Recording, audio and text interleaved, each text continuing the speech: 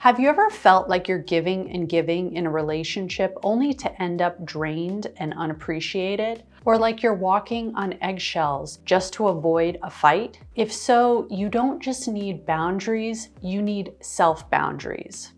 Hi, I'm Rose Vigiano, Master Level Relationship Coach and Attachment Specialist. I help singles and couples create secure, connected, joyful partnerships. And today we're diving into a topic that's absolutely essential for keeping toxic relationship patterns out of your life, setting non-negotiable self-boundaries. So what are self-boundaries?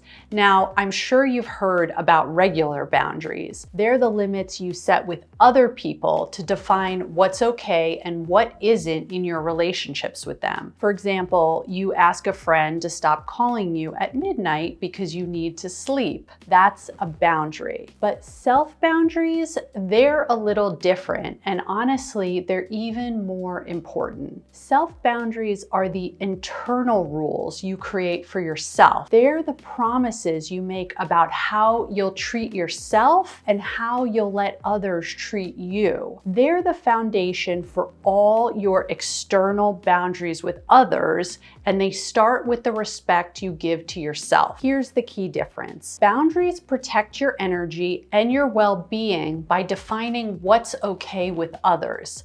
Self-boundaries, they're about protecting your relationship with yourself. For example, a boundary with work might be saying, I'm not available for last-minute work calls after 6 p.m. A self-boundary, that's deciding I won't check my work emails after 6 p.m. because my downtime matters. See how a self-boundary starts with you? Without strong self-boundaries, it's harder to enforce the external boundaries you want to set with others. In this video, I'm gonna walk you through 5 non-negotiable self-boundaries you can set right now to protect your energy, honor your needs, and avoid toxic relationship patterns in your life. Let's dive in. Number 1, emotional self-boundaries. If you don't protect your emotional energy, you'll end up overwhelmed, drained, and feeling very resentful. And that's gonna happen fast. Emotional boundaries mean knowing where your feelings stop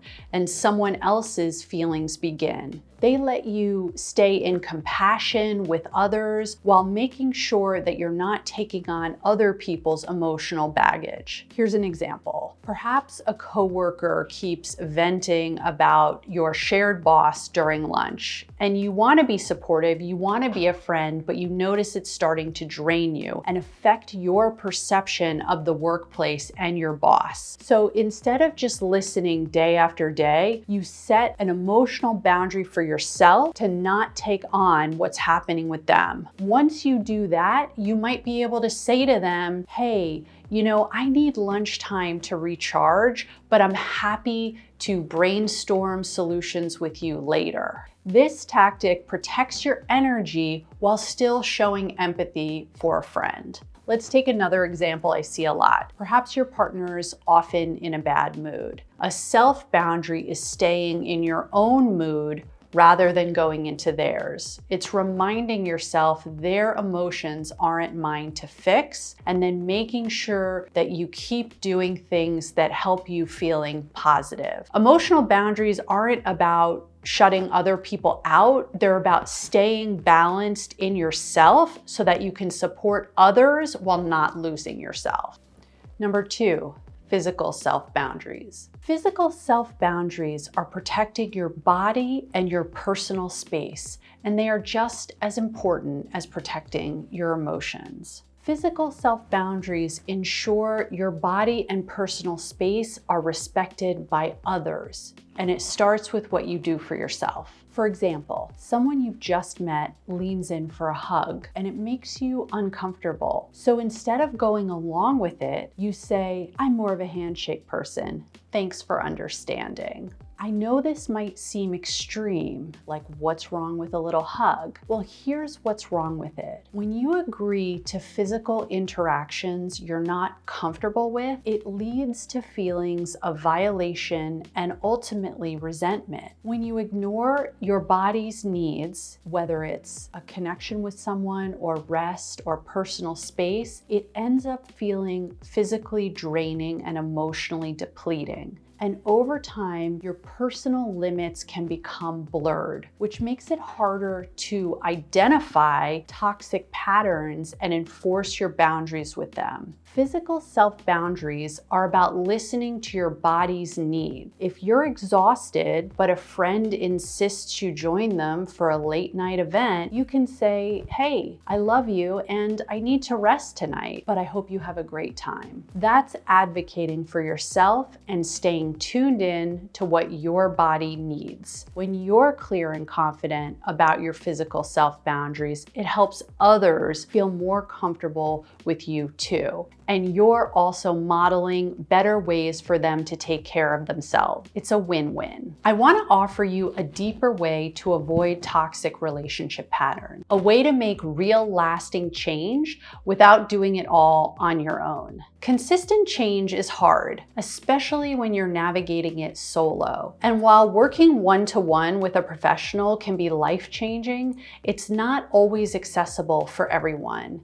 That's exactly why I created the Awakening Relationships Community, or the ARC. The ARC is more than a program. It's a supportive, intimate space where you'll work on healing insecure attachment patterns, including boundaries, and learn the practical step to building secure relationships, both with others and within yourself. Inside the ARC, you'll have access to hours of helpful video content to guide you step by step towards secure attachment. You'll also work with me directly in small group settings where we'll deep dive into your specific challenges and goals. But the true magic of the ARC is the community itself. You'll connect with others who truly get it, people who are on the same journey and can offer support, encouragement, and shared wisdom. Enrollment only opens a few times a year, so don't wait. Join the waitlist now to secure your spot, lock in the best price, and access exclusive perks. Check the link below for details. I'd love to see you there and help you take this next step towards the secure relationship you want and need. Number 3, time management self-boundaries. Time is one of the most valuable things we have, and if you don't protect it, you'll feel stretched too thin. In intimate relationships, a time self-boundary might look like making sure you carve out time for yourself when your partner wants your attention.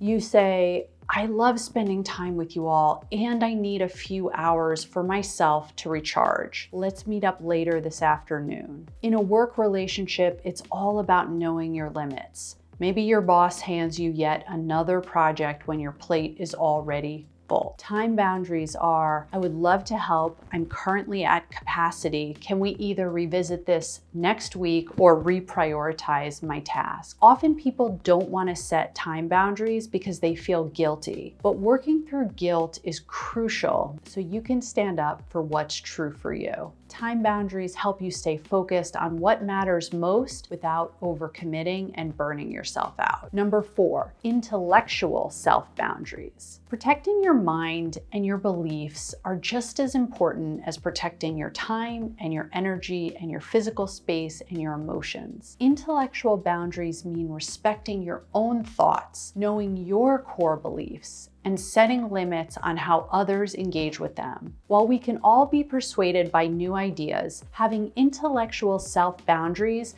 means you're staying grounded in your core beliefs and not changing them simply because someone else thinks differently. Imagine you're sharing your thoughts on a sensitive topic with your partner, and they consistently interrupt or dismiss you. You could say, I hear your point, and I need my perspective to be respected the same way I respect yours. If a discussion turns disrespectful, you might say, I value respectful conversations, and I'm not okay continuing this if it becomes hurtful. Having intellectual self-boundaries also means holding on to your core beliefs while being open to respectful dialogue. It's about knowing what matters most to you and standing firm in your values while still engaging with others in a mutually respectful way. And the fifth boundary are material self-boundaries. How you manage your possessions and financial resources is foundational for both personal stability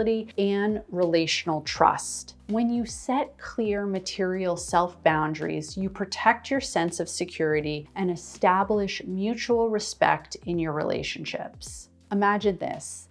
A friend asks to borrow money, but your budget's already stretched thin. So instead of sacrificing yourself and giving it, you say to them, I'm not in a position to lend money right now, but I'd be happy to help you brainstorm other options. In intimate relationships, material boundaries might involve deciding together how to handle shared and individual finances. Neglecting these boundaries can lead to one partner feeling financially taken advantage of or overly burdened, and that's going to create tension and mistrust in the relationship. Clear communication and agreements about spending, saving, and shared expenses help to avoid these conflicts. Now that we've covered emotional, physical, time, intellectual, and material self-boundaries, let's recap. Self-boundaries aren't selfish. They're about honoring your needs and values. They're the foundation for secure relationships if you want to have trust and respect. Your next step,